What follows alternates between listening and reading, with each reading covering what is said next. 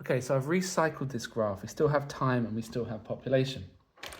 Again, Esther Boserup did not disagree with Malthus when she said the population would grow exponentially. They were both very much in agreement with that. But Esther Boserup's theory was much more optimistic, okay? She believed that there was, not so much of a need to be so alarmist, such concern. And she believed that resources could also grow exponentially. And every time it got to this crisis point where scarcity was just about to be experienced, humans would innovate. And what does innovate mean? Well, innovate means improving technologies, okay? Inventing new technologies. And her famous expression was that necessity is the mother of invention. And it kind of says humans are at their best when they have to be. And we kind of see that. The night before the exam, you are 10 times more productive than you are 6 weeks before the exam, okay? And so every time we get to this point where we're almost in crisis, humans will find technology to increase production, okay? Increase resources. Now, this theory is mainly about food, but an example that you've lived through would be the COVID pandemic. Usually it takes 10 years to create a vaccine, and humanity made that vaccine in 9 months.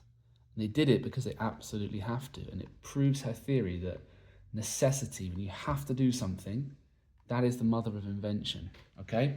So, what were these inventions?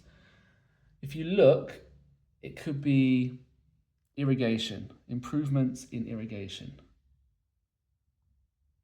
Okay, irrigation is moving water to fields.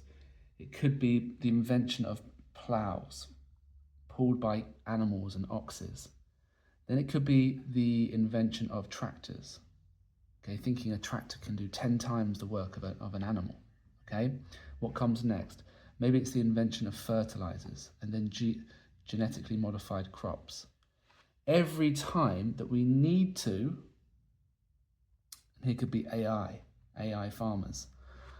Every time we need to produce more resources to stop scarcity, we would do this. And so she did not believe that there would be any checks. There would be no downward motion. There would be no negative checks like war, famine, and disease, okay?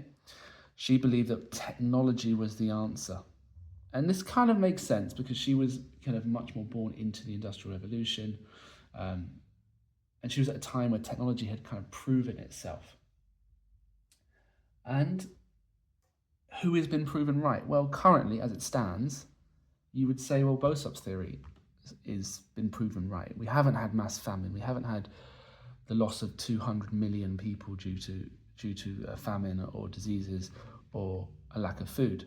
However, the counter argument is that, okay, technology is great, but Earth can only produce so much.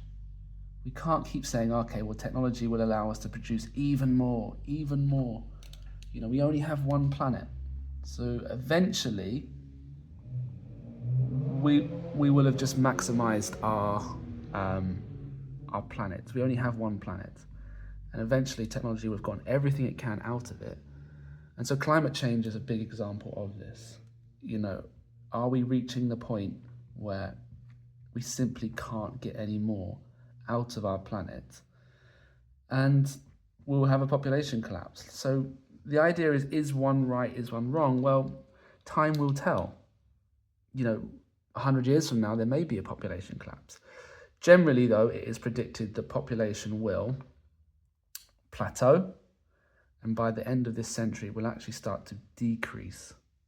And if that is the case, then I think at that point, we can say Malthus was incorrect and Boserup was correct. But who knows? Climate change might cause something like this to take place. Yep, a Malthusian catastrophe. So, I hope that helps. We'll find